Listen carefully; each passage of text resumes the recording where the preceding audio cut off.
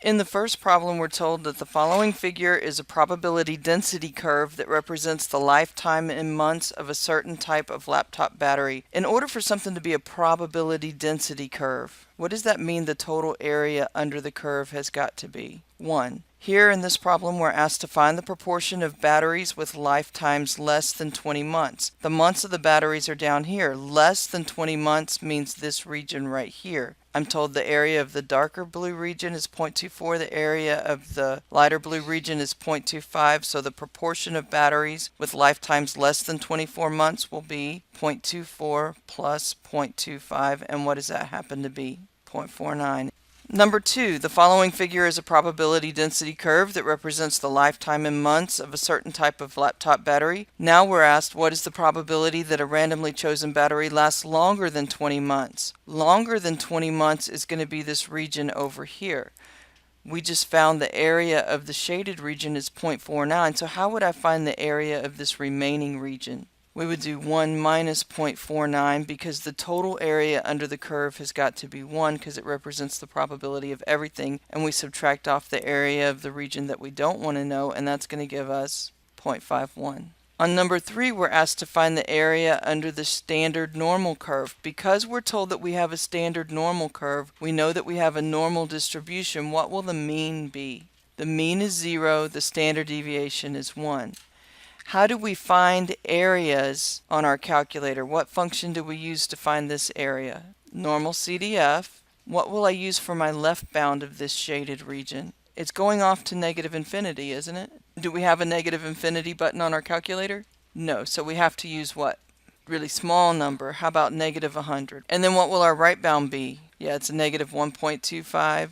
The mean is 0, the standard deviation is 1. Now we go to our calculator. To get to the Normalcdf, we hit second, vars, number 2. My lower bound is going to be negative 100, and remember, you have to use the negative button down here by the decimal. You can't use the subtraction sign. Our right bound is negative 1.25. The mean is 0, it's negative 1.25. The mean is 0, the standard deviation is 1. We paste that on our home screen and hit enter, and that gives us, rounding this to 4 decimal places, what would we get? 0.1056. For every standard normal curve, the mean is 0 and the standard deviation is 1. If you're not told what the mean and the standard deviation are, odds are you're looking at a standard normal curve. On number 4, we're asked to find the area under the standard normal curve. Because it's a standard normal curve, we know that this is a normal distribution where the mean is 0, the standard deviation is 1. To find this area, I would use the Normalcdf. What will my left bound be this time? 1.25. What will my right bound be? 100 will work. It just needs to be a really big number to take the place of infinity. This graph is going off to infinity. The mean is 0, the standard deviation is 1. We go to our calculators. We're going to hit second, vars, to get to the Normalcdf, number 2. Our left bound is now 1.25. The right bound is 100. The mean is still 0. The standard deviation is 1. And we get 0.1056. Are we surprised that we got the same answer? Because why are we not surprised? There's symmetry here. So if I had a negative 1.25 up in the problem above and a positive 1.25 down here, this is the same area. It's just one's going off to the left and one's going off to the right. Because of symmetry, we see that we get the exact same answers for numbers 3 and 4. And we're not surprised by that. On number 5, you're not given a picture. You're told to find the area under the standard normal curve that lies between z equals 1.8 and z equals 2. Because we're not given a picture, our very first job is to draw a picture of a normal curve. What number am I going to put in the middle of this normal curve? 0, because this is a standard normal curve. And I want to find the area that lies between 1.8 and 2. 1.8 is positive, so I'm going to put it over here to the right. And 2 is bigger than 1.8, so I'm going to put it to the right of 1.8. And I'm wanting to find the area of this shaded region. So I go to my Normalcdf. What do I use for my left bound? 1.8. And my right bound? 2.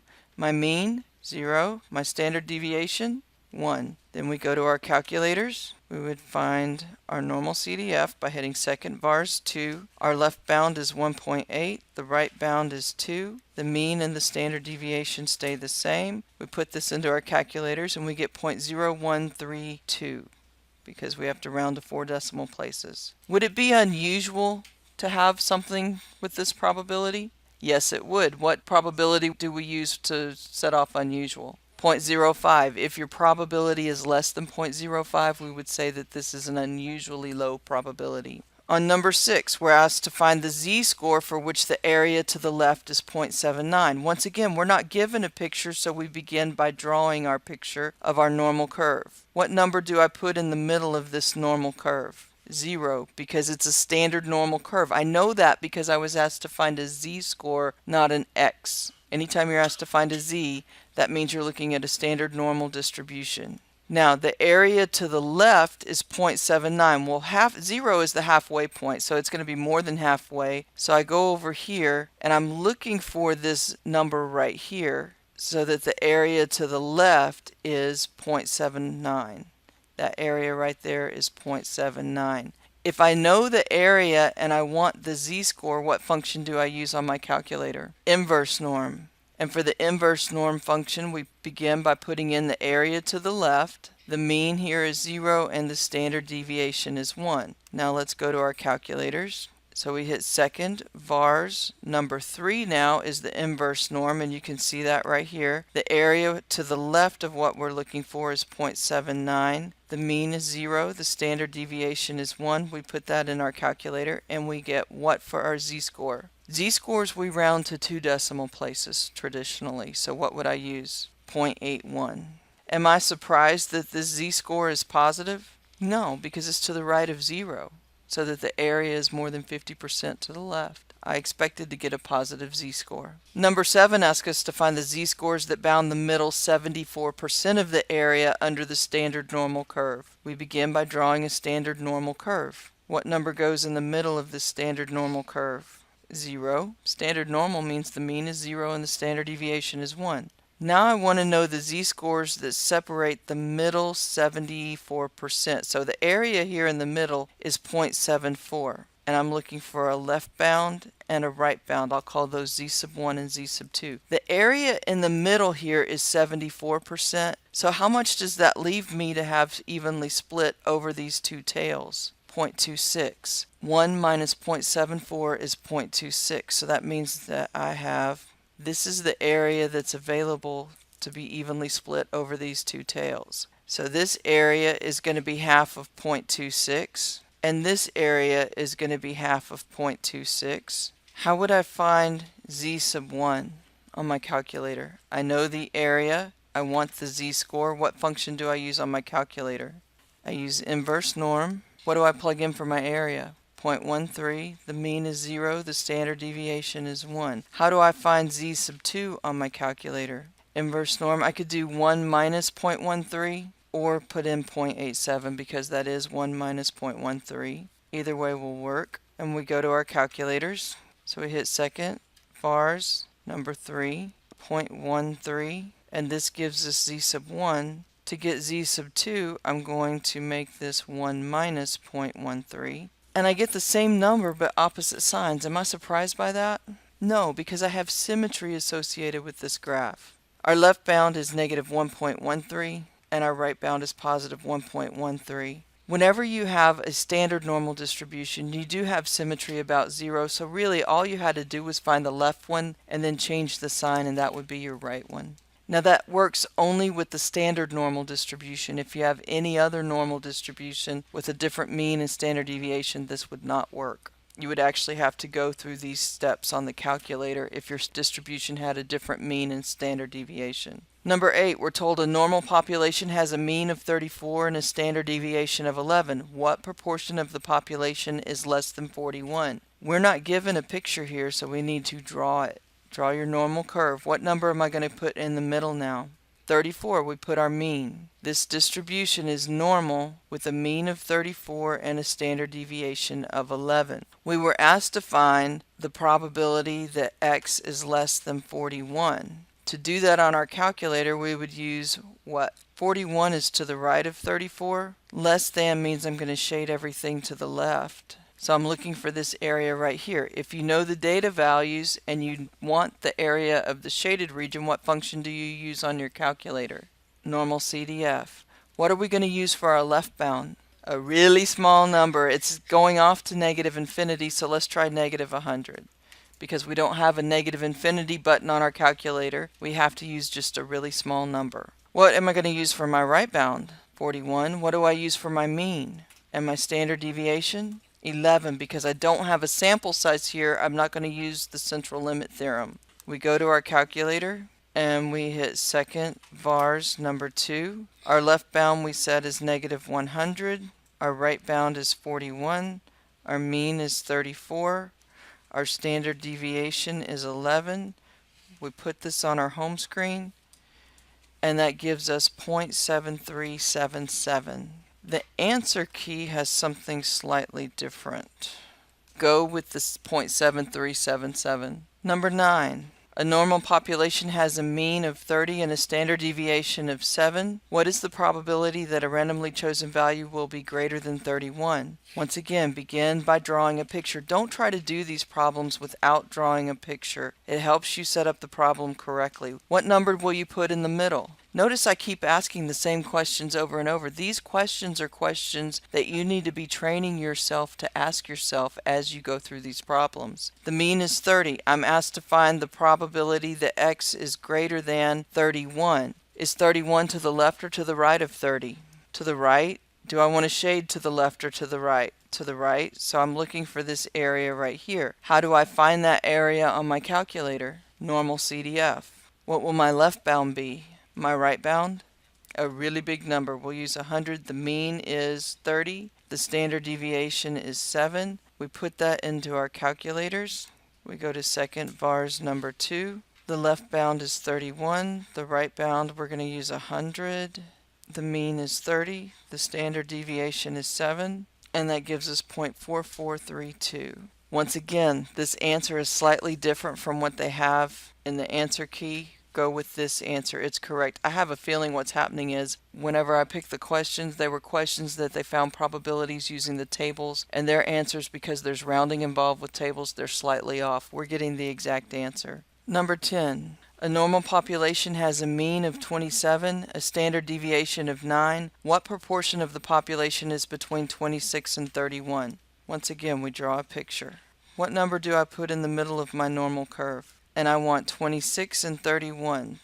26 is to the left, 31 is to the right, and I want to know everything in between. So there's the area of the shaded region. I'm asked to find the probability that x will be between 26 and 31, and that's found using the Normalcdf, where the left bound is 26, the right bound is 31, the mean is 27, and the standard deviation is 9. We go to our calculators, hit second vars number 2. The left bound is 26, the right bound is 31, the mean is 27, and the standard deviation is 9. And we get 0.2159. Once again, this is correct. The answer key is slightly off. Number 11, a normal population has a mean of 10 and a standard deviation of 2.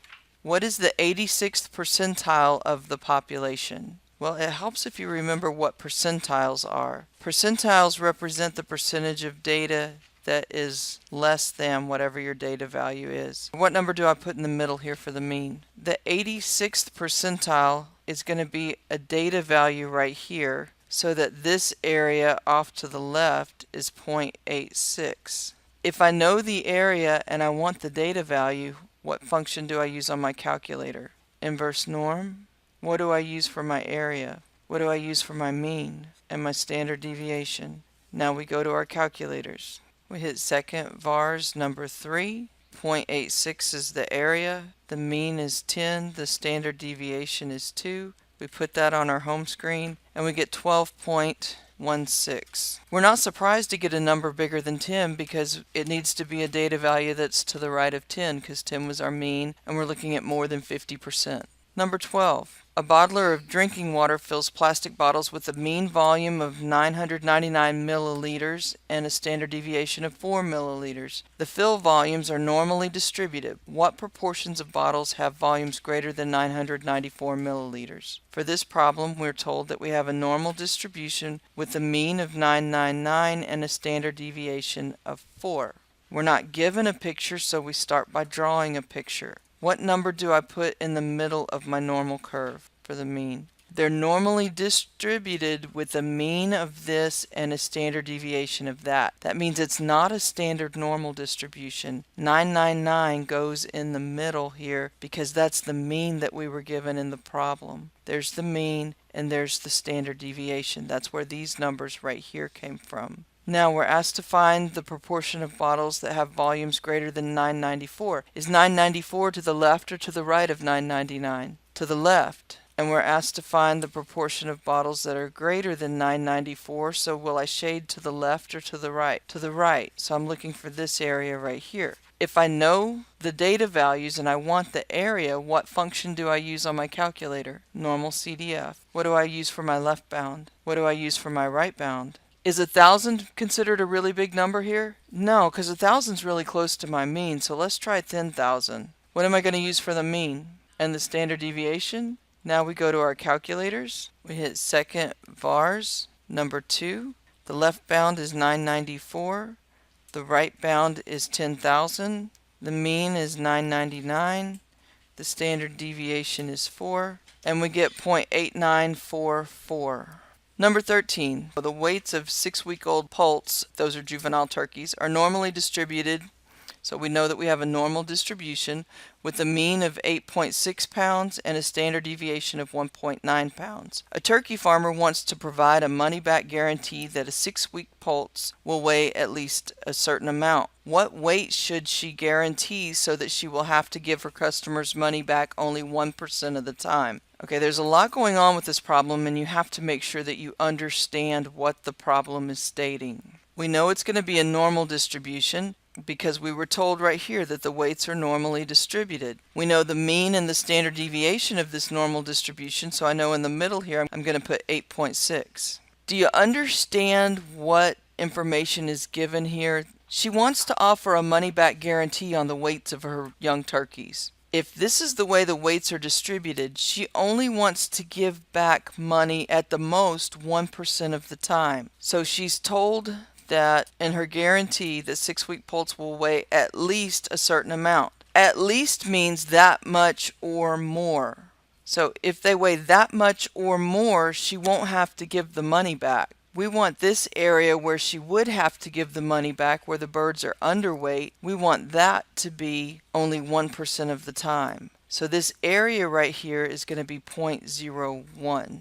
She's guaranteeing the weight, so they'll weigh at least X number of pounds. She has to give money back if the birds weigh less than that amount, and she wants that to happen only 1% of the time. How do I find what this weight of the young turkeys will be? What do I use on my calculator? Inverse norm. What do I use for the area? 0.01, because that is the area to the left of what I'm trying to find. The mean will be 8.6. The standard deviation will be 1.9. Now we go to our calculators and hit second vars number 3. The area is 0.01. The mean is 8.6. The standard deviation is 1.9. We paste this on our home screen and we get 4.18 pounds. Once again, our answer is just 1/100th off of what the answer key has. Go with the answer that we get here. Number 14, a sample of size 70 will be drawn from a population with mean 24 and a standard deviation of 10. Find the probability that X bar will be between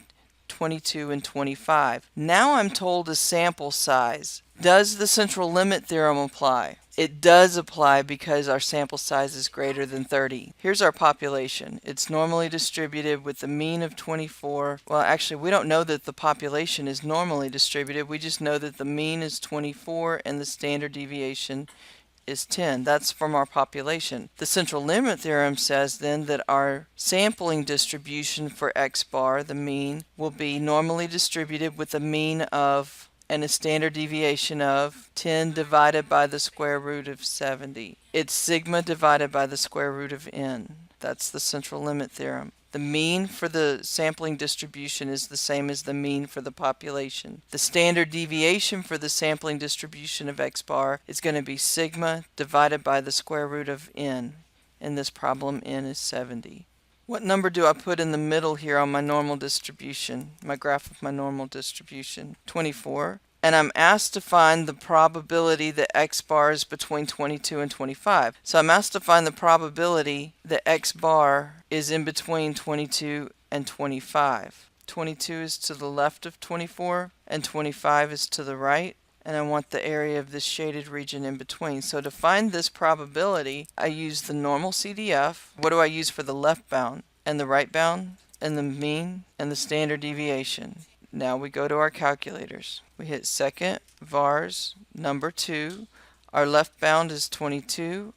Our right bound is 25. The mean is 24. The standard deviation is 10 divided by the square root of 70. We paste that onto our home screen and then hit enter, and we get 0.7515. Once again, this is the correct answer. The answer key is slightly off. Number 15, a sample of size 40. So now they're telling us a sample size again. Do you see how that didn't happen in the previous problems, but it's happening now? That means we need to check and see if our central limit theorem applies. A sample of size 40 will be drawn from a population with a mean of 98 and a standard deviation of 24. I don't know if the original population is normally distributed, so I'm not going to say that it is or isn't. But I do know that based on the central limit theorem, with a sample size greater than 30, I can apply the central limit theorem. So we would say because n is greater than 30, by the way, n equals 40, we could say that because n is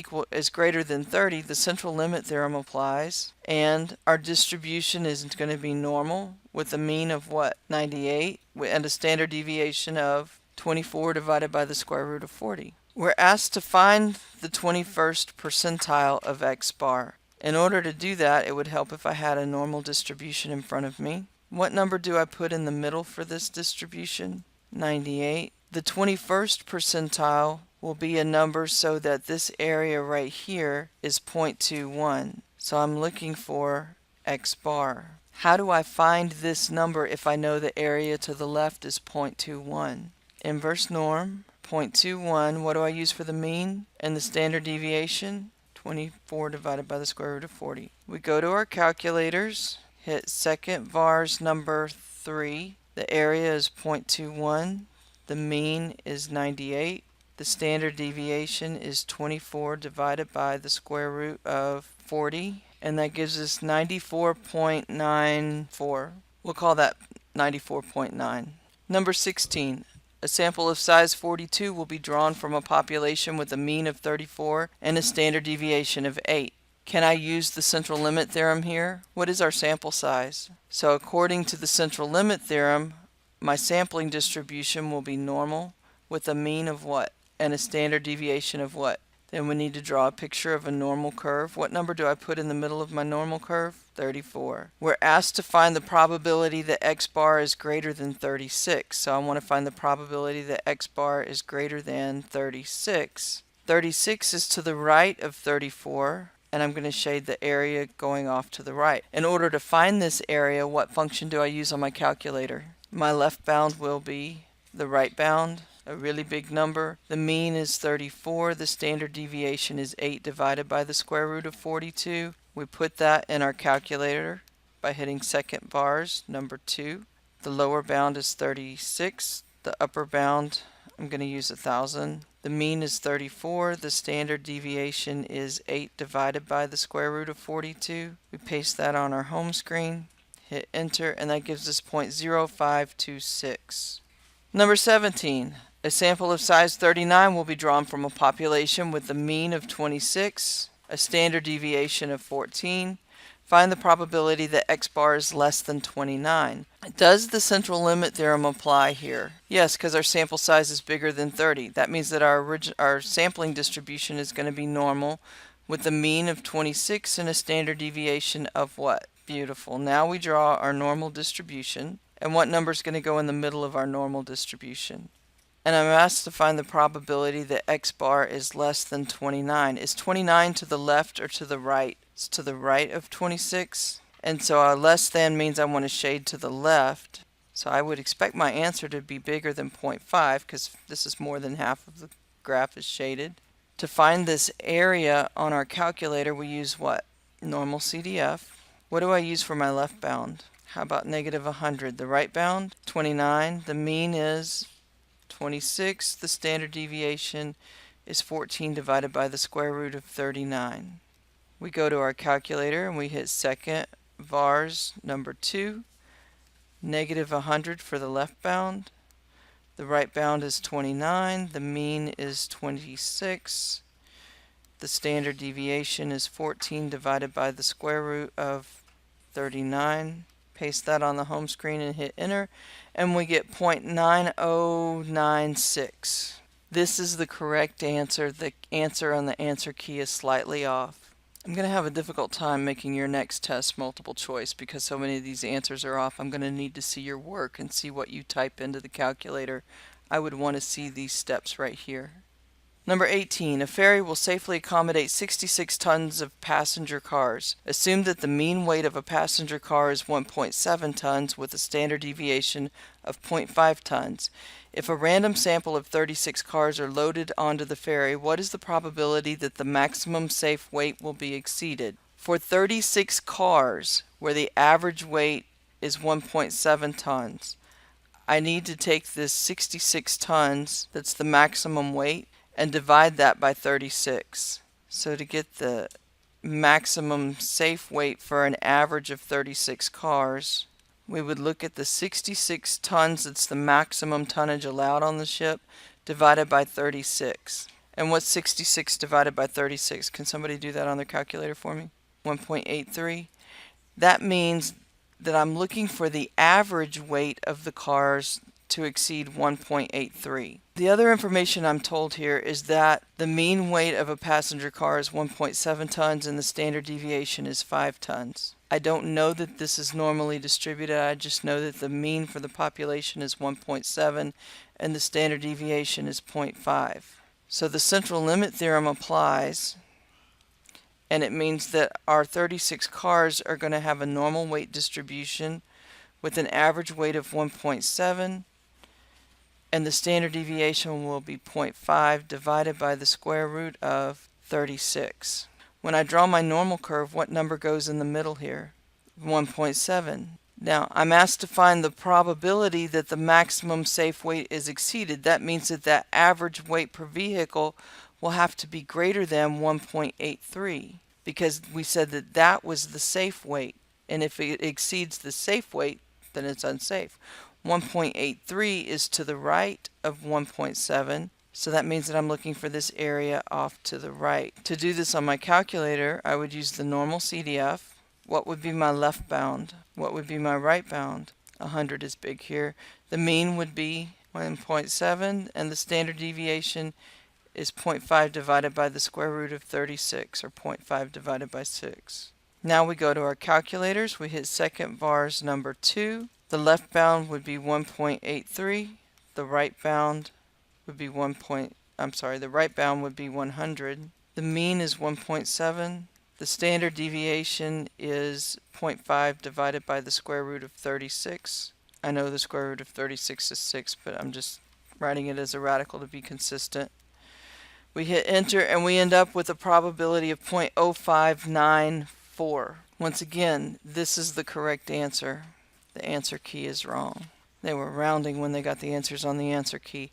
This is the answer that I would be looking for on your test. Would it be unusual for this ferry to be overloaded?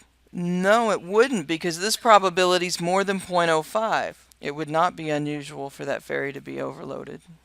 Scary thought. Number 19. Use the central limit theorem to find the indicated probability. The sample size is n, the population proportion is p, and the sample proportion is p hat. Here we're told n is equal to 180, p is 0.29. We want to find the probability that p hat is less than 0.34. First of all, you need to check and make sure that you can use the central limit theorem. The two conditions that you have to check are that n times p is greater than 10 and n times q is bigger than 10, and that's greater than 10 and n times q. So our sampling distribution is going to be normal, where the mean is the same as the population proportion, and the standard deviation is going to be the square root of p q over n. So that's the square root of 0.29 times 0.71 divided by 180. That 180 is included underneath the radical. Because this is a normal distribution, I can draw a normal curve. I can set up a picture with a normal curve. In the middle, I'm going to put 0.29, and I'm asked to find the probability that the proportion is less than 0.34. 0.34 is to the right of 0.29. Less than means I want to shade the area to the left. So I know this is going to be bigger than 0.5. It's more than half of the graph is shaded. So to find the probability that p hat is less than 0.34, I'm going to use the normal CDF, where the left bound is, let's say, negative 100 because it goes off to negative infinity. The right bound is 0.34. The mean is 0.29, and the standard deviation is the square root of 0.29 times 0.71 divided by 180. Now we can go to our calculator. We go to our calculator and hit second vars, number 2.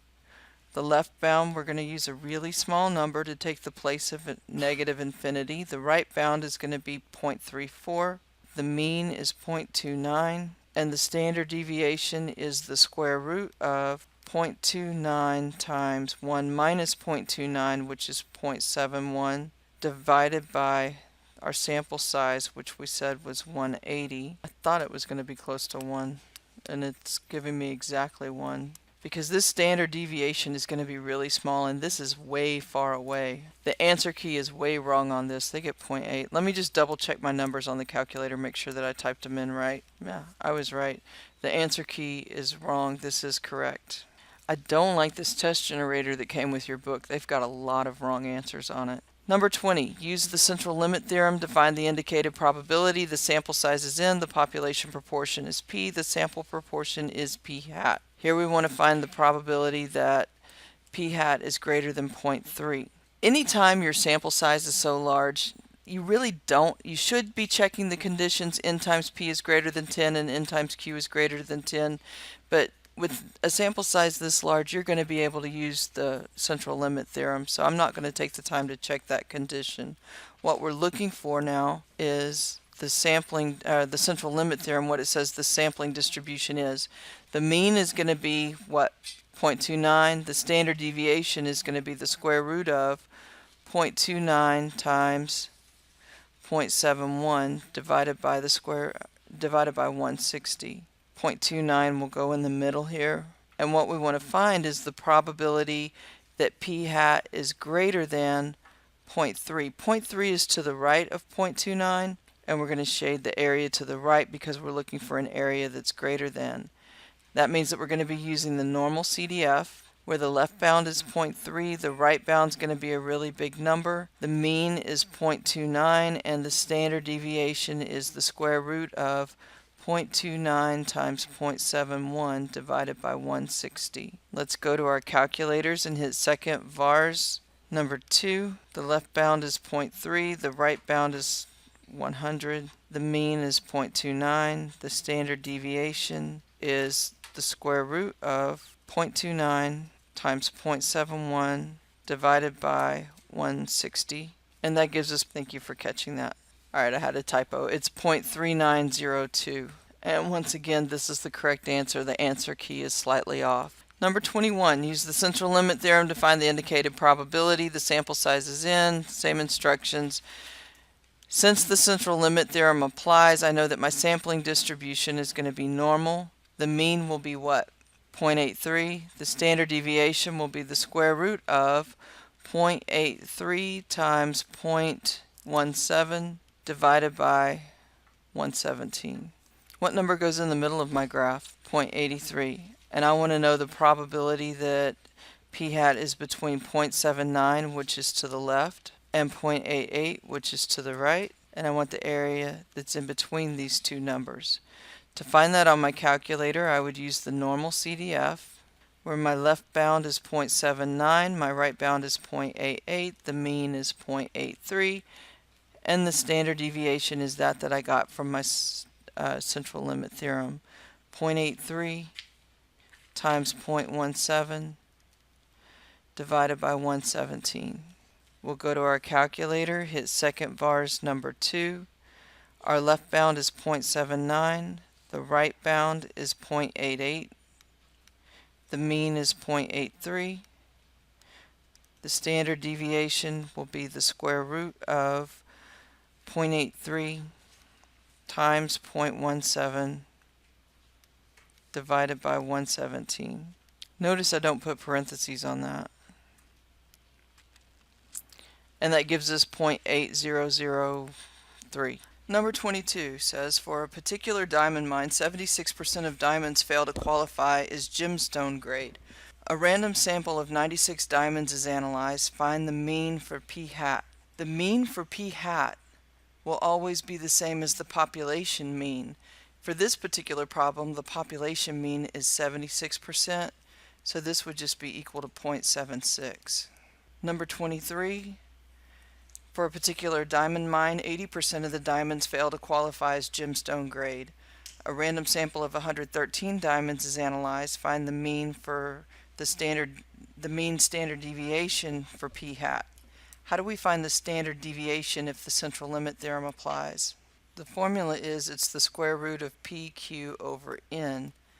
So for this particular problem, that's going to be the square root of 0.8 times 0.2 divided by 113. When we go to our calculators, we'll type in the square root of 0.8 for 80% times 0.2 for the 20% divided by our sample size of 113.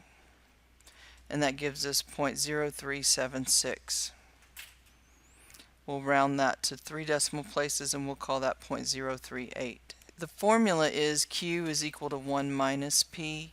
Number 24, for a particular diamond mine, 77% of the diamonds fail to qualify as gemstone grade. A random sample of 112 diamonds is analyzed. Find the probability that more than 81% of the sample diamonds fail to qualify as gemstone grade. What we're asked to find here is the probability that p hat is greater than 0.81. We will need a normal distribution because the central limit theorem does apply here, and our sampling distribution is going to be normal with the same p as our population, 0.77, but the standard deviation is going to be the square root of 0.77 times 0.23 divided by 112. This is the sampling distribution. For this problem, we're asked to find the probability that p hat is greater than 0.81. 0.81 is to the right of 77. I'm sorry, 0.81 is to the right of 0.77. So what we're asked to find is the area of this shaded region right here. That's going to be equal to the normal CDF with the left bound of 0.81, a right bound of a really big number here. We could use 100. The mean is 0.77, and the standard deviation is the square root of 0.77 times 0.23 divided by 112. We go to our calculators and hit second vars, number 2. The left bound is 0.81. The right bound is 100. The mean is 0.77. The standard deviation will be the square root of 0.77 times 1 minus 0.77, which is 0.23, divided by 112. And that gives us 0.1572. And this is the correct answer. Your answer key is wrong. Number 25. At a cell phone assembly plant, 77% of the cell phone keypads pass inspection. That means that P is equal to 0.77. A random sample of 111 keypads, so N is equal to 111, a random sample of 111 keypads is analyzed. Find the probability that the proportion of the sample keypads that pass inspection is between 0.72 and 0.8. Our sampling distribution is going to be normal because n times p and n times q are both greater than or equal to 10. The mean of our sampling distribution is going to be 0.77, and the standard deviation will be the square root of 0.77 times 0.23 divided by 111.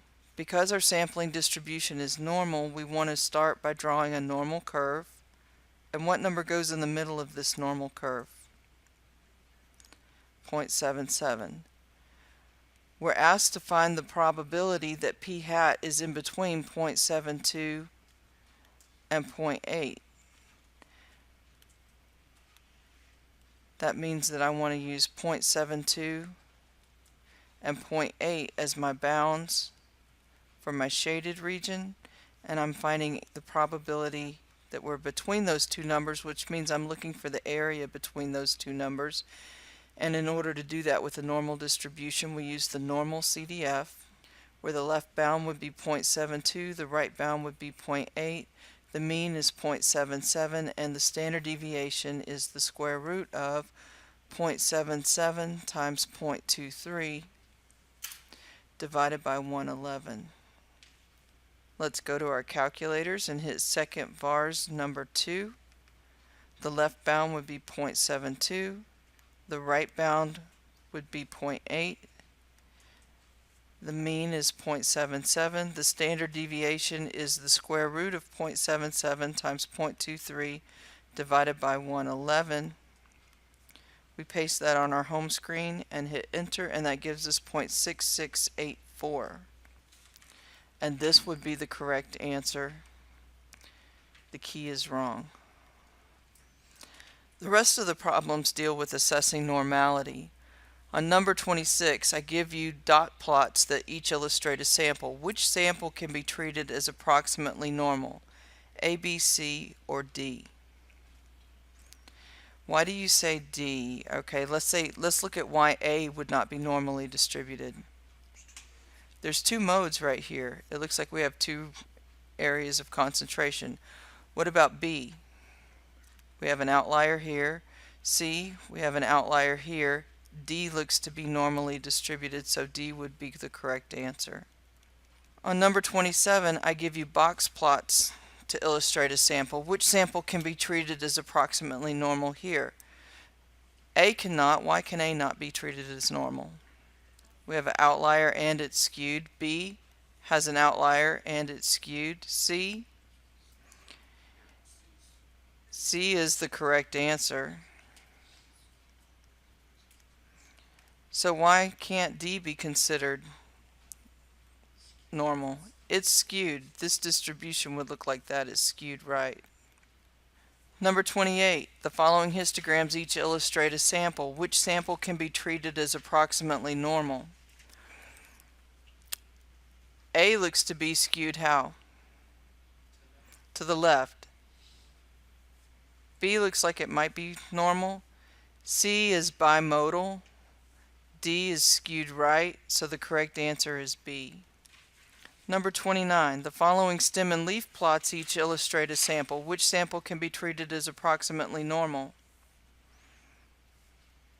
D looks to be approximately normal, doesn't it?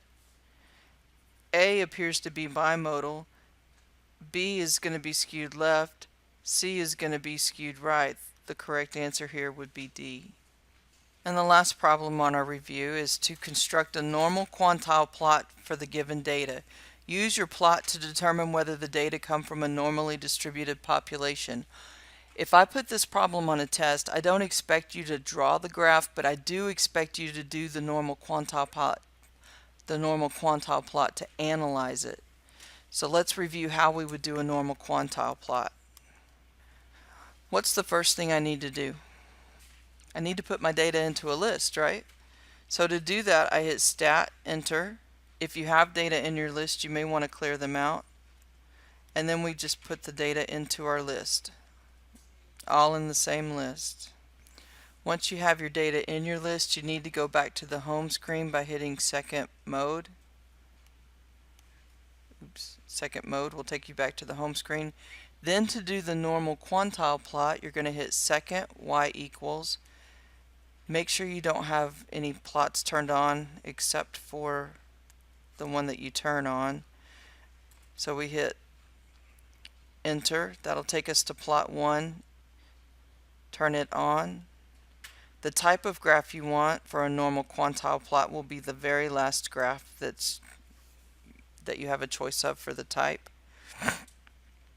Our data list will be list 1. Our data axis can be either X or Y, it doesn't matter. I want to use the largest mark possible. Then how do I look at the picture of my graph once I have selected the last graph for the normal quantile plot? Zoom 9. We hit zoom 9, and that gives us this picture right here.